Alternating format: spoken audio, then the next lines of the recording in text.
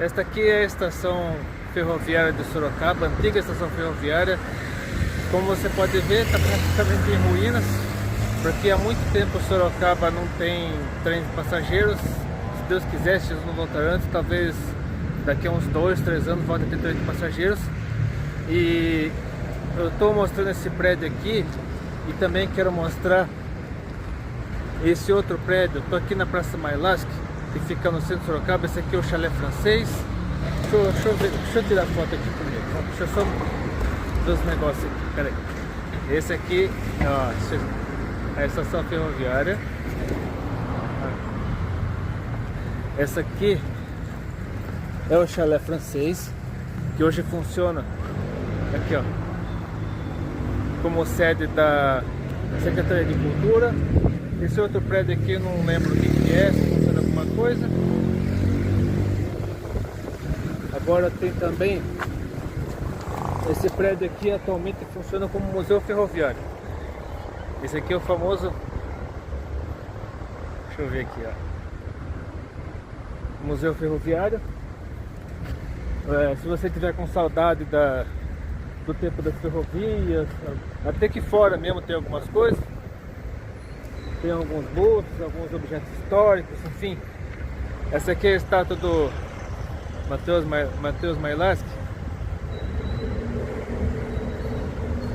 Então, infelizmente não há nenhum banco aqui para sentar, mas eu posso fazer o seguinte. Aproveitando a sombra que está aqui logo atrás de mim, gravar um vídeo a respeito de um tema que quem é arquiteto, quem trabalha com arquitetura, paisagismo e decoração conhece bem, que é o minimalismo. Inclusive, se você quiser saber minha opinião como leigo, né? Eu sou leigo no assunto, mas se você quiser saber minha opinião como leigo a respeito de arquitetura, decoração e paisagismo, tem um livro aqui que eu acabei de lançar, é esse aqui. Eu lancei acho que em junho, mês passado, cujo título é Geração Z Chega à Idade Adulta. Que um dos principais assuntos do livro é, no caso, quatro jovens, com mais a secretária deles, formando uma empresa de arquitetura, decoração e paisagismo. E eu deixarei aqui na descrição do vídeo o link para você adquirir a obra, comprar pela internet, para si mesmo, dar de presente para alguém. Então, o minimalismo nada mais é que uma tendência que tem tomado conta não somente da arquitetura, mas das artes de uma maneira geral. Se nós considerarmos a arquitetura como uma arte, minimalismo, segundo a Wikipédia, eu sempre tomo a Wikipédia como base, apesar de algumas coisas da Wikipédia não ser tão confiáveis, pelo fato da Wikipédia ser mantida por uma ONG de esquerda, mas enfim. Minimalismo se refere a uma série de movimentos artísticos, culturais e científicos que percorreram diversos momentos do século XX e preocuparam-se em fazer uso de poucos elementos fundamentais como base de expressão. O tal do menos é mais, né? Aquelas linhas retas que você conhece bem. Você vê hoje em dia muitos imóveis, principalmente em mansões, em condomínios fechados, imóveis com aquelas linhas retas, praticamente sem telhado, só aquela monte de coisa retangular, quadrada, um negócio meio sem graça, sem cores praticamente, janelas enormes, né? Sem nenhuma linha, nenhuma decoração, nenhum assim, elemento decorativo, nada. Tudo muito seco, muito reto, muito bruto, sei lá, nem sei como é que eu posso chamar isso, mas enfim. Os movimentos minimalistas possuem grande influência nas artes visuais, design, música, na própria tecnologia. E o termo pode ser usado para descrever as peças de Samuel Beckett, o filme de Robert Bresson, os códigos de Raymond Carver, os projetos automobilísticos de Colin Chapman, até mesmo uma linha teórica adotada pela gramática gerativa desde o fim do século XX. Aí nas artes plásticas fala sobre o expressionismo abstrato dos Estados Unidos, como nas obras de Dan Flavin, a influência construtivista e a limpeza formal, no caso de Brancusi. Aqui fala da construtivismo russo, vanguarda russa, modernismo, inclusive que no Brasil já faz 104 anos. Em 1922 teve a Semana de Arte Moderna, e o modernismo chegou ao Brasil em 1922, aí foi lá para São Paulo, teve a Semana de Arte Moderna lá no Teatro Municipal e tudo mais. Então tem tudo a ver com isso também. E o modernismo, hoje eu tenho certeza absoluta que o modernismo foi apesar de ser um movimento de elite, um movimento vanguardista da elite, muita gente da elite liderando esse movimento, mas o modernismo é um movimento de esquerda, um movimento progressista. Mas enfim, aqui fala também da primeira fase da Revolução Russa. Deixa eu ver o que mais. O minimalismo como movimento. Aqui fala de uma escultura. Na década de 1960 surgiram o Saul Levitt, Frank Stella, Donald Judd, Robert Smithson. No caso, Donald Judd fez uma escultura aqui. Aqui aparece uma escultura na Alemanha, em Münster. O design minimalista, ou seja, isso aqui é do final do século XIX, começo do século XX, não lembro exatamente o ano. Isso aqui por mais ou menos a virada do século XIX para o XX. Então, só para você ver, tem telhado, tem linhas, tudo. Então a arquitetura antiga tinha, você via valor, você via o trabalho dos artesãos, dos arquitetos em fazer uma coisa que tivesse um significado, que transmitisse uma mensagem. Hoje você não vê nada disso. As obras modernas, contemporâneas, são extremamente preguiçosas, é tudo muito preguiçoso, tudo muito assim superficial. Até mesmo nas janelas, ó, aqui ó, tem outro prédio histórico aqui. Esse aqui é o Palácio de Scarpa, outro prédio histórico aqui do centro de Sorocaba, que hoje está meio deteriorado, mas enfim. Então, o minimalismo ele é extremamente preguiçoso. Hoje é tudo feito para economizar tempo, economizar dinheiro. Parece que os arquitetos não querem mais terem aquele trabalho de pensar num significado para aquilo, daquilo transmitir uma mensagem. Porque antigamente a arquitetura clássica tudo fazia sentido, o número de janelas, o telhado, frontão, colunas, tudo tinha uma mensagem, um significado, transmitia algum valor. Hoje em dia é muito difícil você ver isso. Aqui fala sobre, deixa eu ver, é o oposto do design funcionalista, ou seja, você vê uma função naquilo. Hoje não. Minimalismo, ele exatamente, você tem aquela casa pelada praticamente, né? Como você vê na miniatura desse vídeo, do lado direito você vê uma sala minimalista com o mínimo possível de detalhes. Não tem livro, não tem planta. No lugar de um quadro com uma paisagem bem pintada, você vê um monte de rabisco e por aí vai. E antigamente as salas no século XIX, até antes, eram as pessoas, o passatempo preferido das pessoas nessas salas era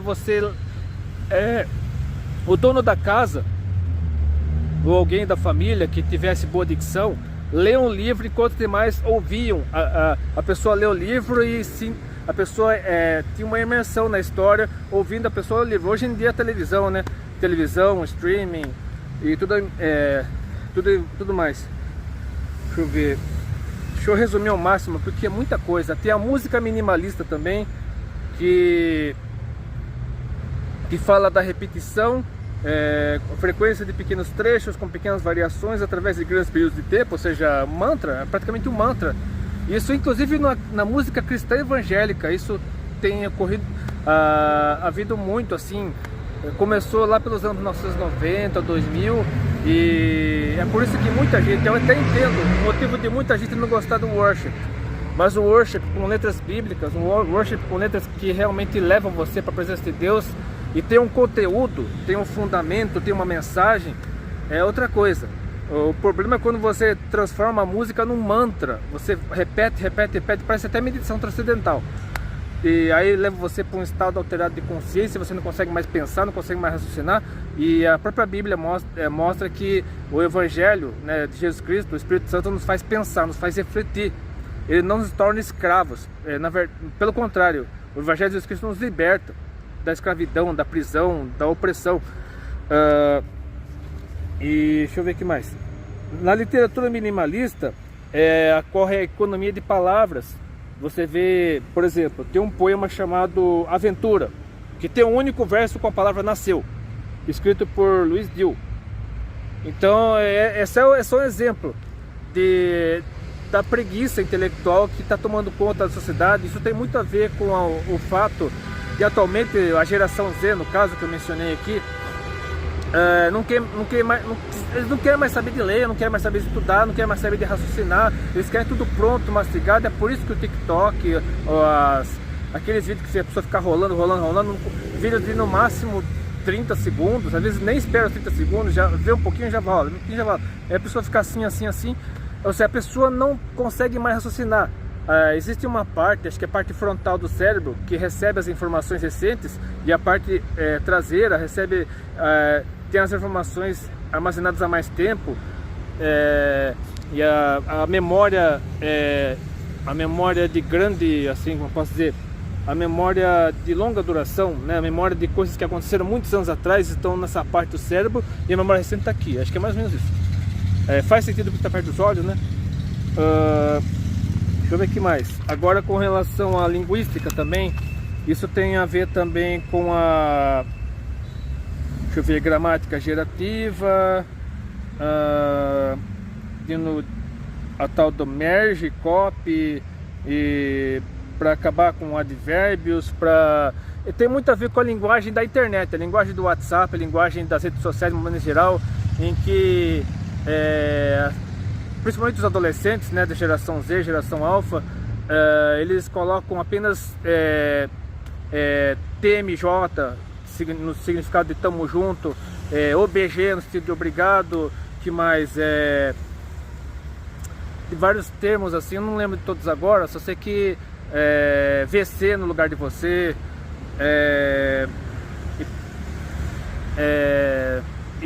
e por aí vai.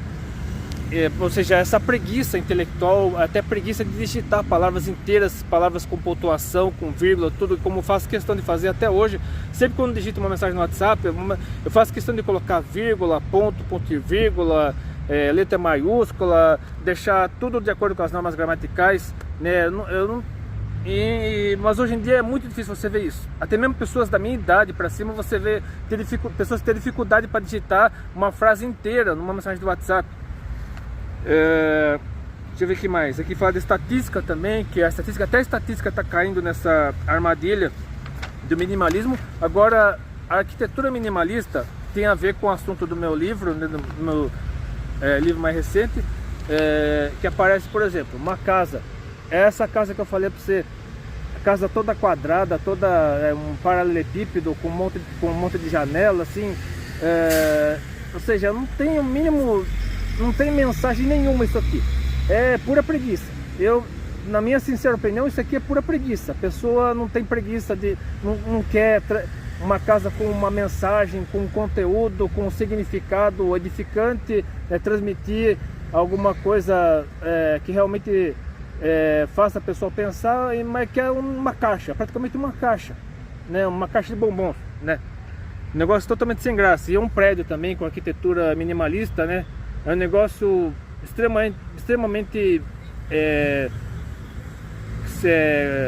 um paralelepípedo mesmo, com um monte de janelas, né? Acho que isso aqui deve ser cortina, um negócio lá para tapar a luz do sol.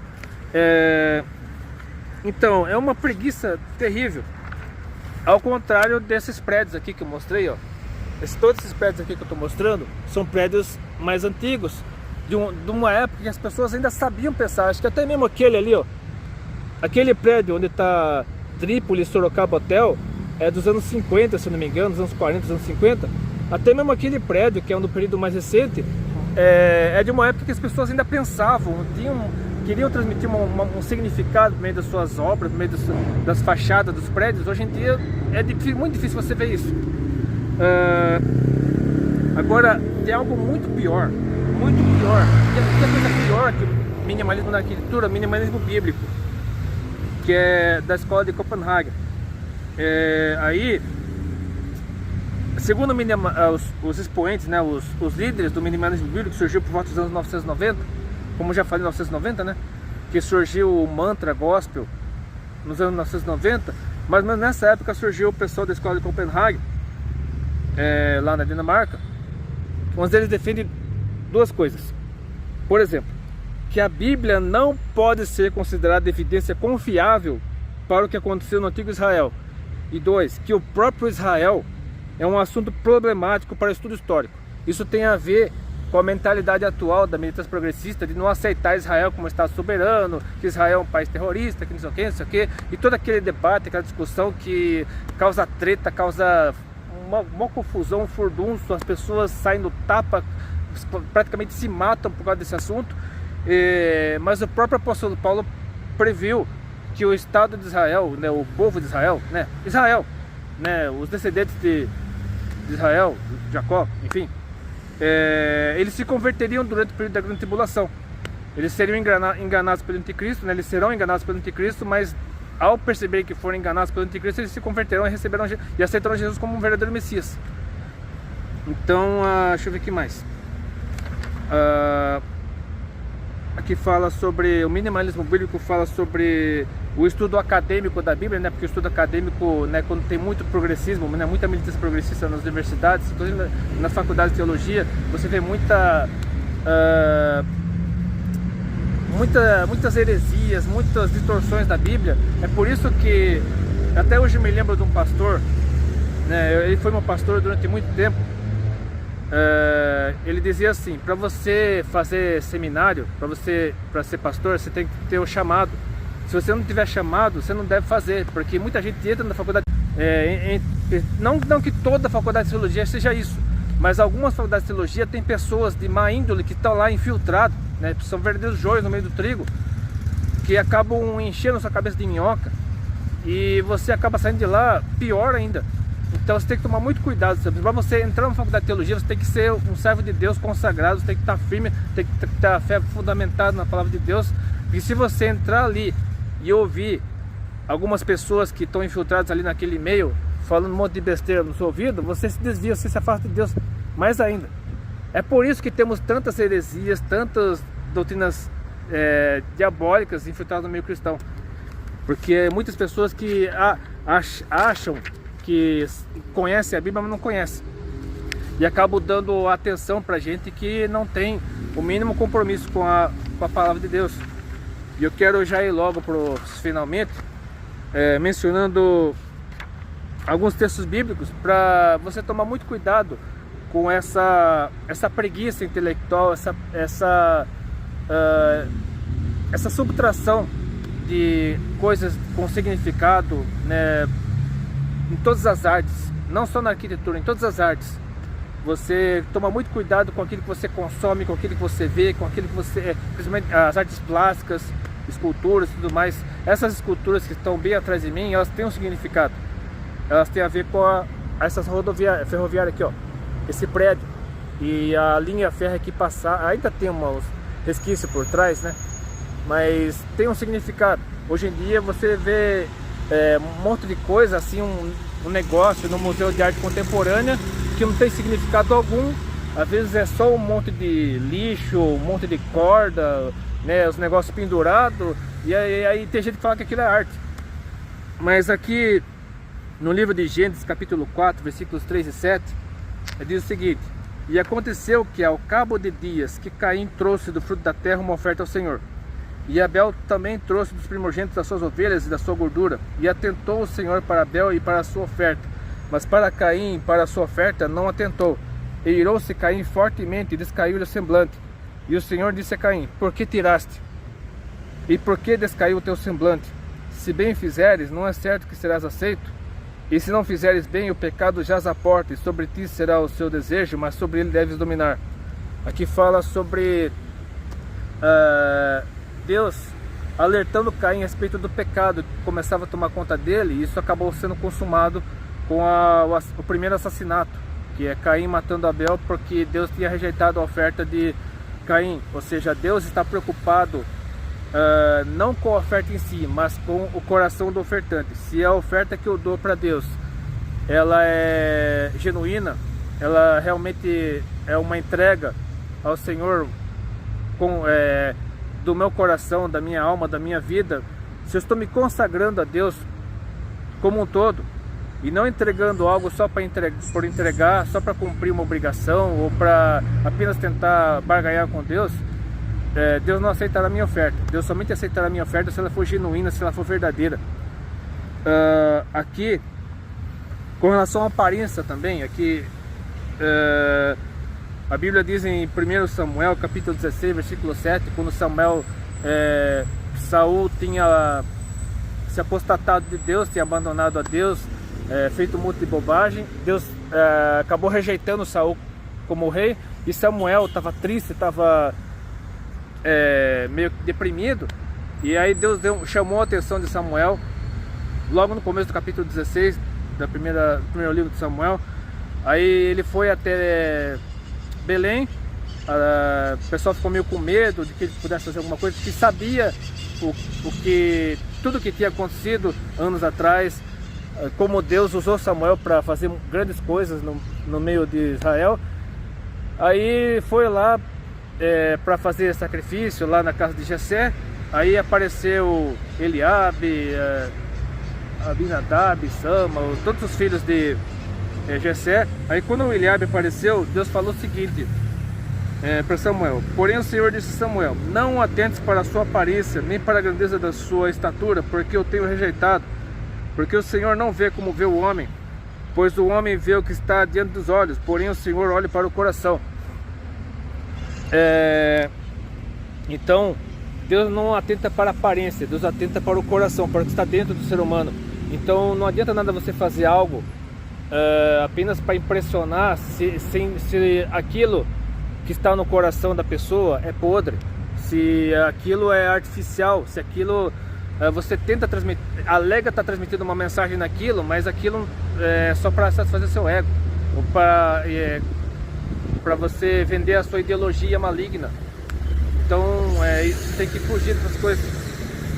Agora Provérbios capítulo 3, versículos 5 a 7 diz o seguinte: confia no Senhor de todo o teu coração e não te estribes ou não te baseis no teu próprio entendimento. Reconhece-o em todos os teus caminhos e ele direitará as tuas veredas. Não seja sábio aos teus próprios olhos. Teme ao Senhor e aparte-te do mal. É por isso que Deus abomina a arrogância, a soberba, a prepotência, você se achar superior aos outros. Você tem que ser humilde, você tem que reconhecer a importância do outro, que por mais que você saiba, por mais conhecimento que você tenha, por mais diplomas que você tenha, por mais cursos que você tenha feito, por mais que você tenha viajado, por mais que você seja idoso, eu já estou com quase 52 anos, mas eu tenho muita coisa para aprender ainda. Você não sabe de nada, você ainda tem muito que aprender, tem muito que amadurecer. Aqui em Eclesiastes capítulo 9, versículos 13 e 18, fala sobre a importância da sabedoria, a verdadeira sabedoria, que é a sabedoria que vem de Deus. Também vi esta sabedoria debaixo do sol, que para mim foi grande. Houve uma pequena cidade em que havia poucos homens, e veio contra ela um grande rei, e a cercou e levantou contra ela grandes baluartes. Encontrou-se nela um sábio pobre que levou aquela cidade pela sua sabedoria. E ninguém se lembrava daquele pobre homem, ou seja, a pessoa praticamente salvou uma cidade da destruição e a cidade foi ingrata com ele. Isso acontece muito, muito.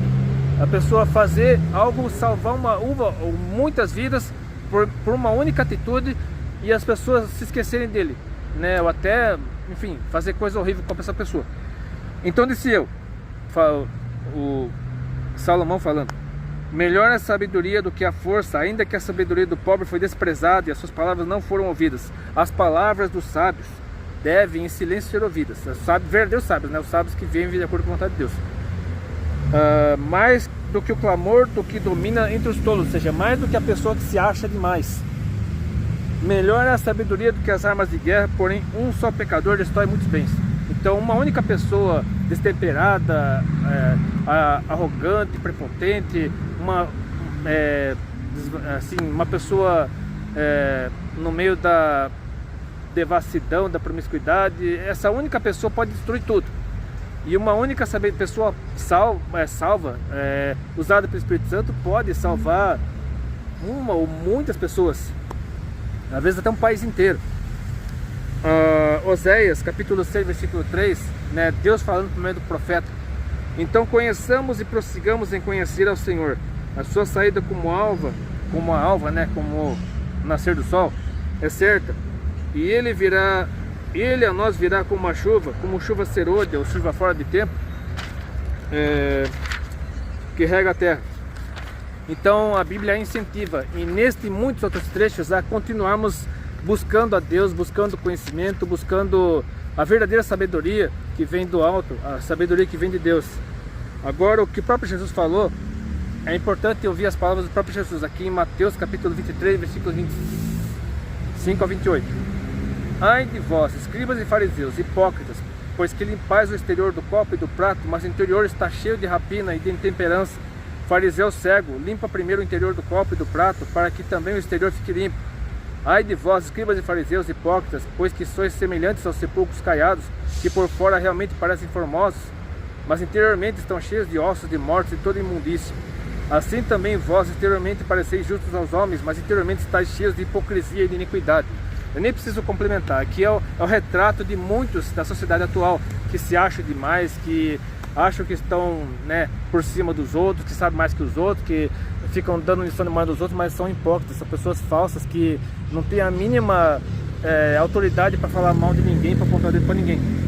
E aí meu xará apóstolo, na carta dos Colossenses, capítulo 2, versículos 8 a 12, escreveu o seguinte: tende cuidado para que ninguém vos faça presa sua por meio de filosofias e vãs sutilezas, segundo a tradição dos homens, segundo os rudimentos do mundo e não segundo Cristo, porque nele habita corporalmente toda a plenitude da divindade. E estáis perfeitos nele, que é a cabeça de todo principado e potestade, no qual também estáis circuncidados com a circuncisão não feita por mão do despojo do corpo dos pecados da carne, pela circuncisão de Cristo, sepultados com ele no batismo, nele também ressuscitados pela fé no poder de Deus, que o ressuscitou dentre os mortos. E finalmente Tiago, o Tiago Justo, o meu irmão de Jesus, na sua carta, no capítulo 3, versículos 3 a 18: quem dentre vós é sábio ou entendido, mostre pelo seu bom trato as suas obras em mansidão e sabedoria. Mas se tendes amarga inveja e sentimento contencioso em vosso coração, não vos glorieis, nem mentais contra a verdade. Essa não é a sabedoria que vem do alto, mas é terreno, animal e diabólico, ou seja, ele bate pesado. Igual pregação assembleiana, né? Pregação assembleiana na raiz, o povo o pregador bate mesmo. Porque onde há inveja e espírito contencioso, aí a perturbação e toda obra perversa. Mas a sabedoria que do alto vem é primeiramente pura, depois pacífica, moderada, tratável, cheia de misericórdia e de bons frutos, sem parcialidade e sem hipocrisia. Ora, o fruto da justiça semeia-se na paz para os que exercitam a paz. E é com essa mensagem que eu quero encerrar esse vídeo, para não ficar longo demais. Então, se você aprecia o que realmente vale a pena, aquilo que realmente é valioso diante de Deus, aprecie as coisas boas segundo a sabedoria que Deus deu ao ser humano. Inclusive essa natureza que você está vendo aqui, é com ela, essas árvores, que eu encerro esse vídeo. E quero deixar um vídeo também para sua reflexão logo no finalzinho sobre como era a arquitetura antes, a arquitetura e passatempo de decoração, e como é hoje. Fico falando de Jesus, Deus abençoe. Até na pesquisa.